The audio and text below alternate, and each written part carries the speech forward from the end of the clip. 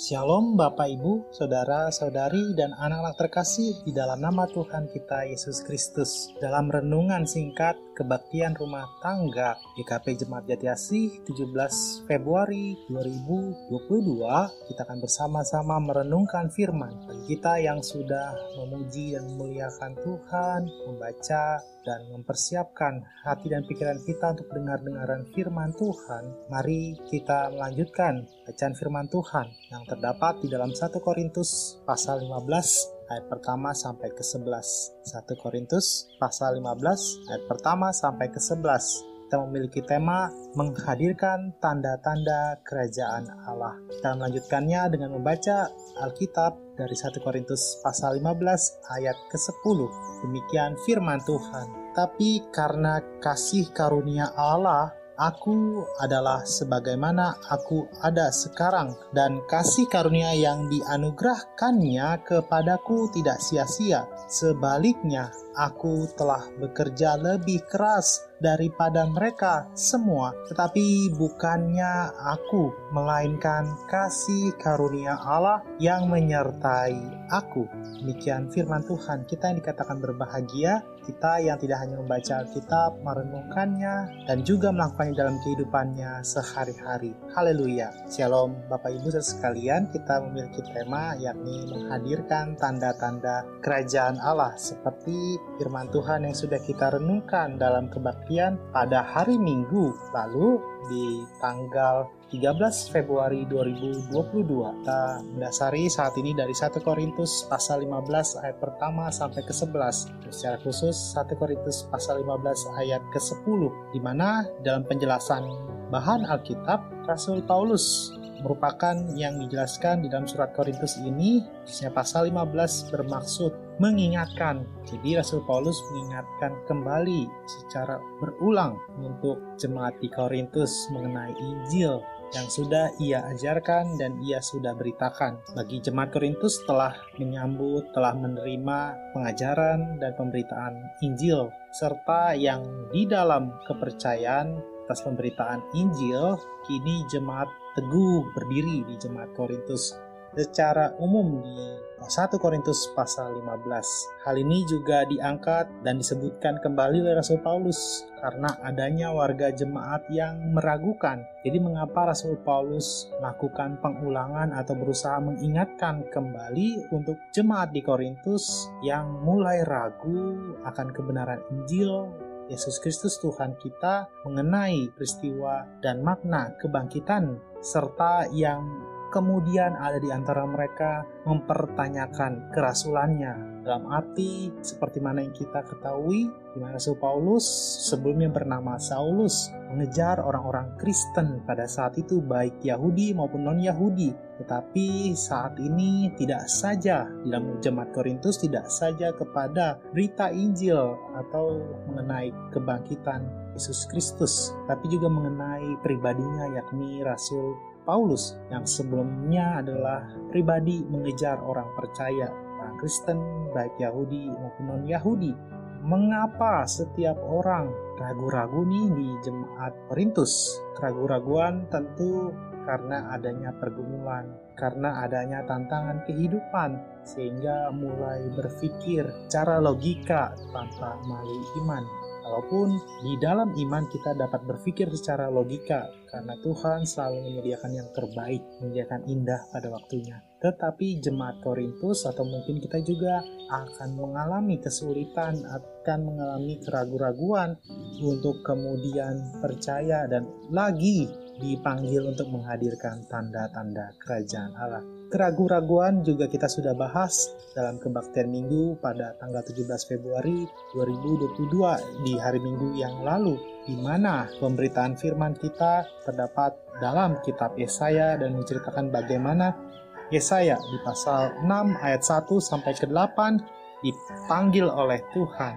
Dan kemudian dicatat juga Yesaya dalam pasal 6 ayat pertama, dia melihat Tuhan. Yesaya yang melihat Tuhan itu mengimani dan percaya, tidak mengalami keraguan-raguan. Di tanggal 17 Februari, ada pribadi bernama Yesaya tidak ragu lagi karena dia sudah melihat Tuhan. Yesaya sudah melihat Tuhan. Yesaya yang sudah kita baca dalam Yesaya pasal 6 ayat 1 sampai ke 8, di mana Yesaya pasal 6 ayat pertama, aku melihat Tuhan, kata Yesaya. Bahasa Ibraninya kita sudah bahas dan renungkan. Dia melihat Tuhan melalui asap dari pedupaan bait Allah ketika ia sedang duduk di kursi para imam. Dan kemudian kita juga melihat ada pribadi lainnya yang ragu pada tanggal 6 Februari 2022 bernama Yeremia. Di dalam Yeremia pasal pertama ayat ke-6, demikian firman Tuhan. Maka aku menjawab, Tuhan Allah, sesungguhnya aku tidak pandai berbicara sebab aku ini masih muda. Masih muda dalam arti bahasa Ibraninya ialah na'ar atau only a child, di mana tidak sebatas kategori usia tetapi berbicara ketakutan di mana bangsa Israel sudah dan akan mengalami kehancuran karena diserang oleh kerajaan Babel. Nah, dalam bacaan kita saat ini dalam 1 Korintus pasal 15 ayat 1 sampai ke 11, Rasul Paulus memahami bahwa persoalan kehidupan atau keraguan-raguan di jemaat Korintus muncul karena warga jemaat bergaul dengan orang-orang Korintus yang tidak mengenal Allah dalam Yesus Kristus Tuhan kita. Sehingga ada di mereka sekalipun berstatus sebagai warga jemaat Korintus atau warga jemaat yang sudah mengaku iman percaya kepada Yesus Kristus, tetapi mereka tidak mengenal Allah dalam Yesus Kristus, atau dalam catatan tafsiran mereka masih menantikan Mesias yang dibicarakan atau dinubuatkan di dalam Perjanjian Lama. Mereka masih menantikan, padahal Mesias sudah dinubuatkan dan sudah berkarya di kayu salib yang tercatat di dalam kitab Injil Matius, Markus, Lukas, dan Yohanes.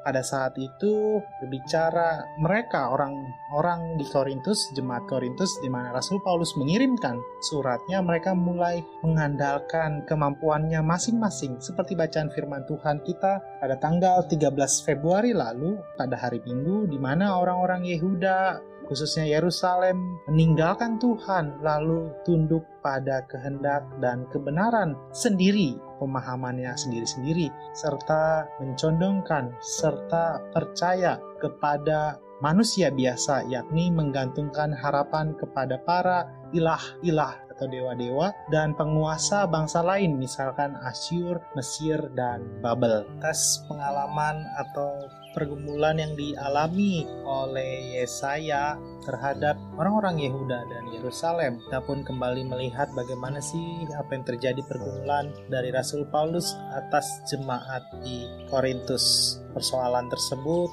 tidak membuat Rasul Paulus persoalan di mana orang-orang Korintus mengandalkan dan berharap kepada dewa-dewa, ilah-ilah seperti itu.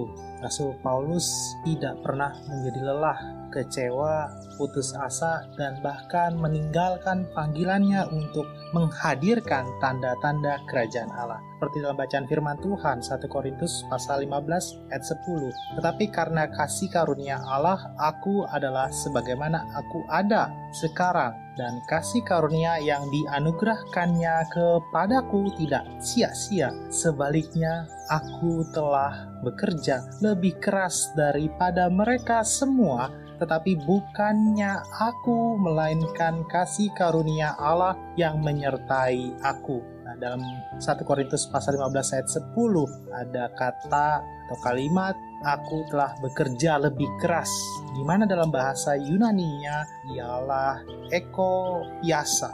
Ekopiasa dalam bahasa Yunani itu diterjemahkan juga dalam International Version itu I worked. Nah, I worked atau dalam bahasa Yunaninya ekopiasa itu diturunkan dari kata kopos, dalam bahasa Yunaninya kopos, yakni sudah hampir lelah. Artinya Rasul Paulus pun merasa lelah Rasul Paulus pun merasa dirinya seperti manusia biasa. Tetapi kata eko biasa itu tidak membuat dirinya, Rasul Paulus, meninggalkan panggilannya untuk menghadirkan tanda-tanda kerajaan Allah kepada orang-orang di Korintus dan kepada kita pada saat ini.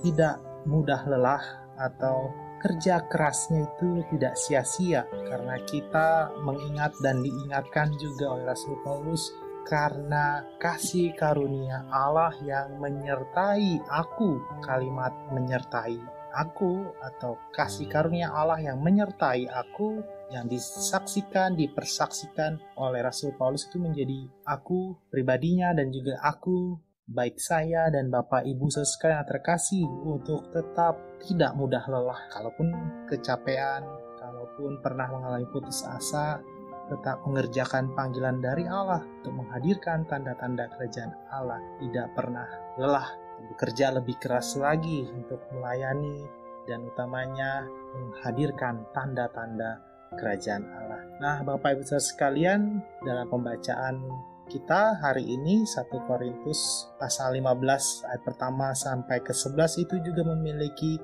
hal yang perlu kita ingat dan kita ditegaskan oleh Rasul Paulus agar tidak saja jemaat Korintus dapat memahami dengan tepat dan benar ajaran yang diberikan oleh Rasul Paulus mengenai Injil, mengenai keselamatan, supaya tidak keliru atau kemudian orang-orang Korintus dan bahkan kita berbalik dari kesalahan kita pribadi lepas pribadi. Ada dua hal. Pertama, mengenai Injil Tuhan kita Yesus Kristus, mengenai kabar baik yang disampaikan oleh Rasul Paulus mengenai Tuhan kita Yesus Kristus yang sudah mati dan bangkit, itu menegaskan bahwa Injil yang diberitakan berisi kesaksian mengenai kematian, penguburan, kebangkitan, dan penampakan Yesus Kristus Tuhan kita. Atau hal yang diajarkan Paulus mengenai peristiwa Tuhan kita Yesus Kristus menampakkan dirinya dan berbicara kepadanya ketika dia sedang menaiki kuda dan terjatuh bahkan mengalami kebutaan sesaat, merupakan peristiwa dan pengalaman yang paling bermakna bagi Paulus.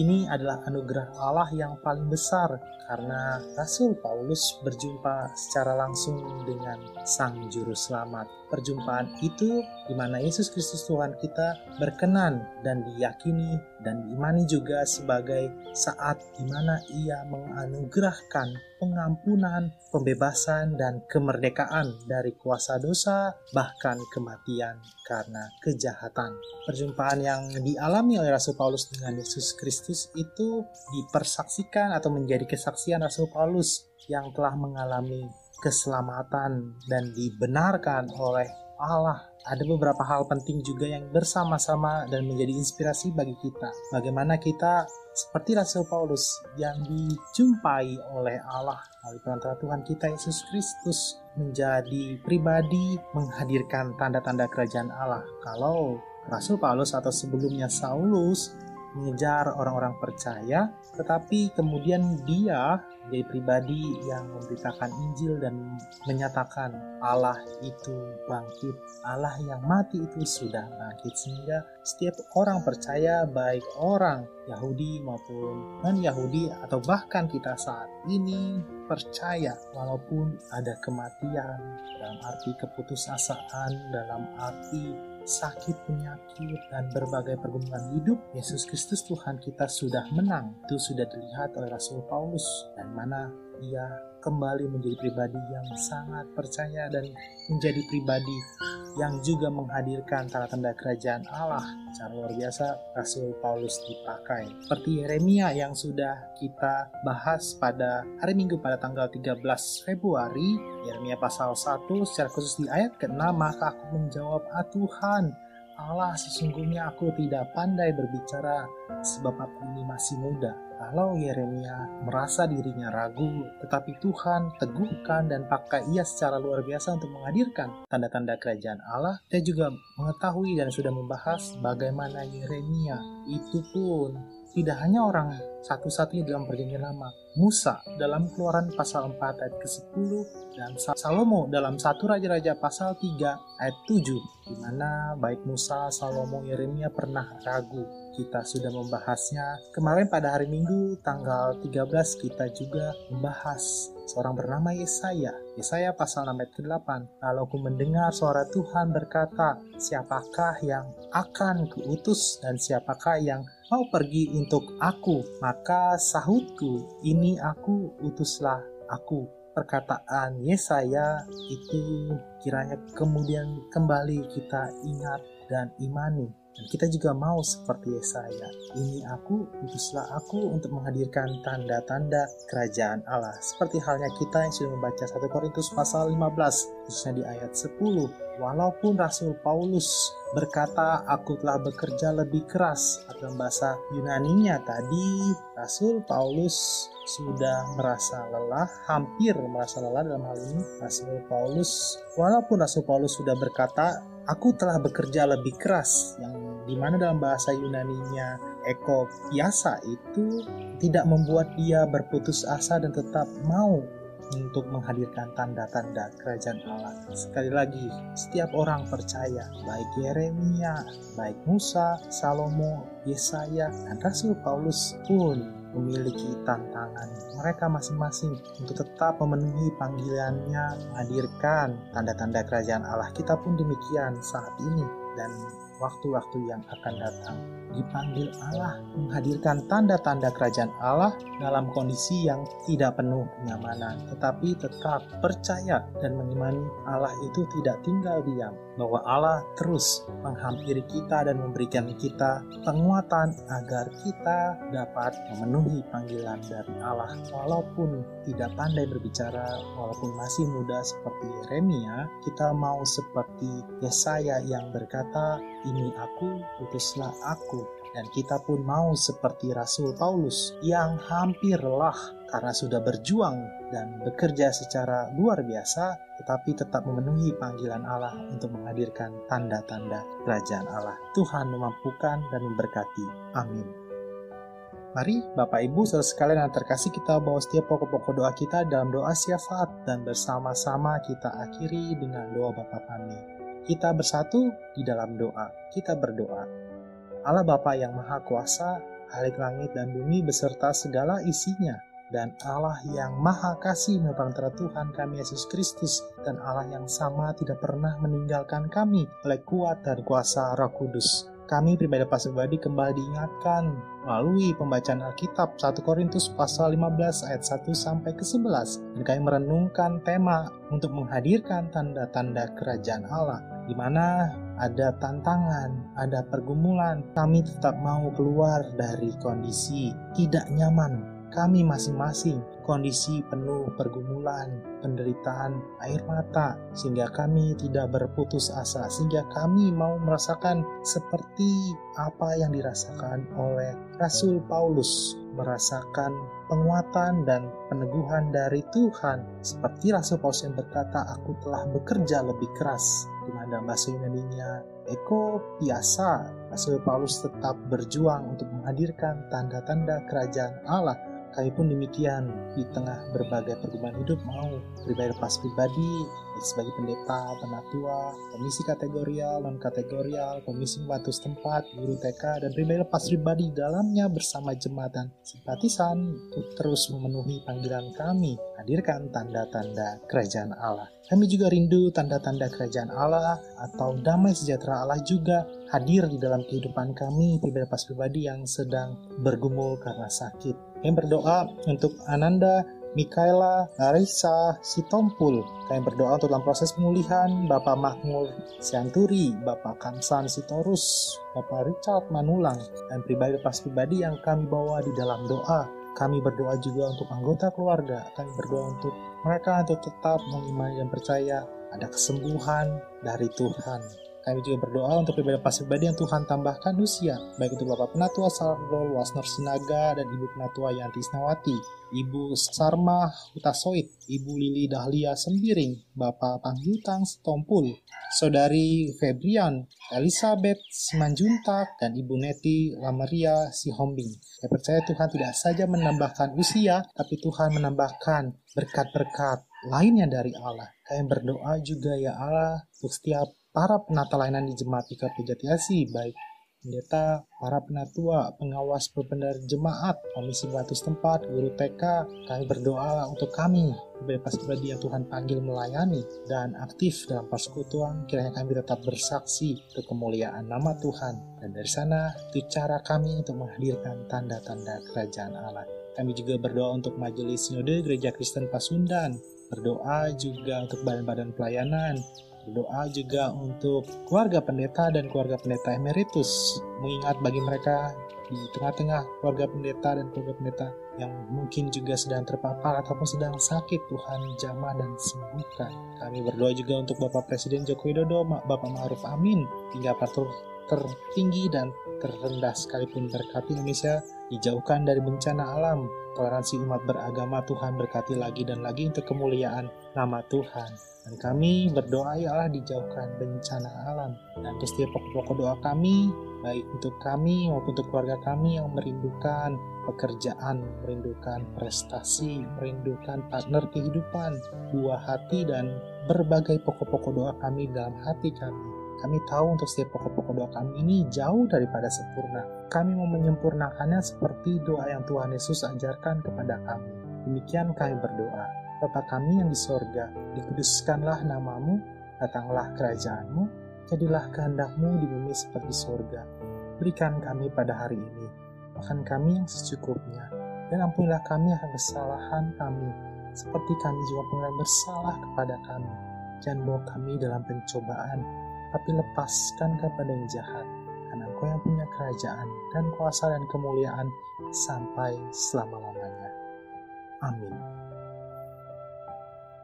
Demikian Bapak Ibu Saudara sekalian yang terkasih, kita sudah membaca dan merenungkan firman Tuhan, dan kita dipanggil untuk tetap setia menghadirkan tanda-tanda kerajaan Allah, seperti Rasul Paulus yang terus mengingatkan, meneguhkan baik kepada jemaat Korintus maupun kepada kita saat ini, bahwa panggilan menghadirkan tanda-tanda kerajaan Allah itu tetap dilakukan dengan bekerja lebih keras lagi, melayani Tuhan, melayani sesama. Dan kita percaya bukan karena kita, tapi karena kasih karunia Allah yang menyertai kita. Selamat melanjutkan tata kebaktian secara mandiri. Selamat untuk menjadi pribadi lepas pribadi menghadirkan tanda-tanda kerajaan Allah. Bagi kita juga yang rindu untuk memberikan persembahan syukur, dapat menghimpunnya secara mandiri atau dapat mengirimkan melalui rekening bendahara jemaat atau penatua, dan juga dapat mengirim melalui rekening bendahara jemaat di kota jemaat, atau dapat mengirim secara tunai pada penatua atau bendahara. Tuhan memampukan kita untuk tetap setia menghadirkan tanda-tanda kerajaan Allah. Tuhan memberkati. Amin.